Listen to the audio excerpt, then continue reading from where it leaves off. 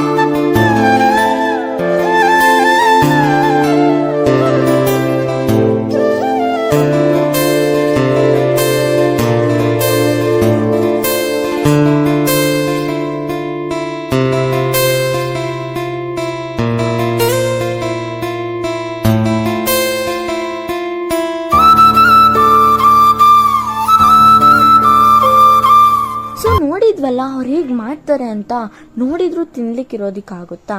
ನೀವು ಬರ್ತೀರಾ ಅಲ್ಲ? ಇಷ್ಟೆಲ್ಲ ಹೇಳಿರ್ತೀನಿ, ಲೊಕೇಶನ್ ಹೇಳಿಲ್ಲಂಗಿರ್ತೀನ. ಹೇಳ್ತೀನಿ ನೋಡಿ. ಉಕ್ಕುಡುಗಾತ್ರಿಯಿಂದ 2 ಕಿಲೋಮೀಟರ್, ಹೊನ್ನಳ್ಳಿಯಿಂದ 23 ಕಿಲೋಮೀಟರ್, ಮೇಲೆಬೆನ್ನೂರಿಂದ 17 ಕಿಲೋಮೀಟರ್, ರಾಣೆಬೆನ್ನೂರಿಂದ 28 ಕಿಲೋಮೀಟರ್, ರಟ್ಟಿಹಳ್ಳಿಯಿಂದ 13 ಕಿಲೋಮೀಟರ್, ದಾವಣಗೆರೆಯಿಂದ 40 ಕಿಲೋಮೀಟರ್. ಇನ್ನೊಂದು ಕನ್ಫ್ಯೂಸ್ ಆಗಬಾರ್ದು ಅಂತ ಹೇಳ್ತೀನಿ.